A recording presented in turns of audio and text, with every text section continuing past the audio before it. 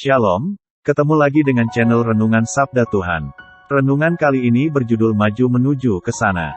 Yohanes pasal 1 ayat 38 dan 39, Yesus menoleh ke belakang dan ketika melihat mereka sedang mengikutinya, ia berkata kepada mereka, "Apa yang kamu cari?" Mereka berkata kepadanya, "Rabi," yang jika diterjemahkan artinya, "Guru, di manakah engkau tinggal?" Dia berkata kepada mereka, "Mari dan kamu akan melihatnya." Kemudian, mereka datang dan melihat tempat dia tinggal dan mereka tinggal bersamanya hari itu karena waktu itu kira-kira adalah jam ke-10. Sebelum melanjutkan saya berdoa bagi yang sakit, apapun penyakitnya, dalam nama Tuhan Yesus sembuh, bagi yang miskin diberi berkat yang berlimpah-limpah, dan yang bersedih diberi kebahagiaan. Amin. Lanjut pada renungan kita. Di manakah tempat kepentingan diri sendiri kita berhenti dan kepentingan yang real sesungguhnya dibangunkan? Adanas mengatakan, hari itu mereka tinggal bersama-sama dengan dia.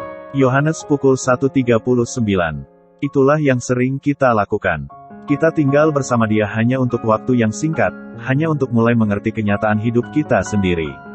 Kemudian ketika kepentingan kita sendiri datang lagi, kita tidak lagi tinggal bersama dia. Namun, perlu disadari, sesungguhnya tidak ada situasi kehidupan yang kita tidak dapat tinggal di dalam dia. Engkau Simon, engkau akan dinamakan Kefas, Yohanes pasal 1 ayat 42. Yesus memberi nama baru untuk Petrus. Tetapi hanya di tempat-tempat dalam hidup kita, di mana dia telah menghapus kesombongan kita, pengandalan diri, dan kepentingan diri. Beberapa dari kita hanya memiliki nama baru yang tertulis hanya pada tempat tertentu, di sana-sini dalam segi kehidupan rohani kita. Dan dalam segi-segi kehidupan tersebut, kita tampak baik-baik saja. Dan ketika berada dalam suasana rohani paling baik, Anda pikir kita seperti layaknya orang kudus paling kudus. Namun, jangan coba melihat ketika kita tidak dalam suasana hati seperti itu menyedihkan. Murid yang benar adalah seseorang yang namanya baru ditulis di seluruh segi kehidupannya, tempat kepentingan diri, kesombongan, dan pengandalan diri telah terhapus seluruhnya. Hati-hati dengan kesombongan. Kesombongan adalah dosa pengilahian diri sendiri, membuat diri kita menjadi ilah kita. Dan sebagian kita sekarang ini melakukannya, bukan seperti orang Farisi, melainkan seperti pemungut cukai. Apabila Anda berkata, "Ah, aku bukan orang kudus," dapat diterima berdasarkan tolok ukur kesombongan manusiawi, tetapi tanpa disadari itu merupakan hujatan terhadap orang kudus, seolah-olah berkata, "Aku terlalu lemah hopeless serta di luar jangkauan penebusan salib Kristus."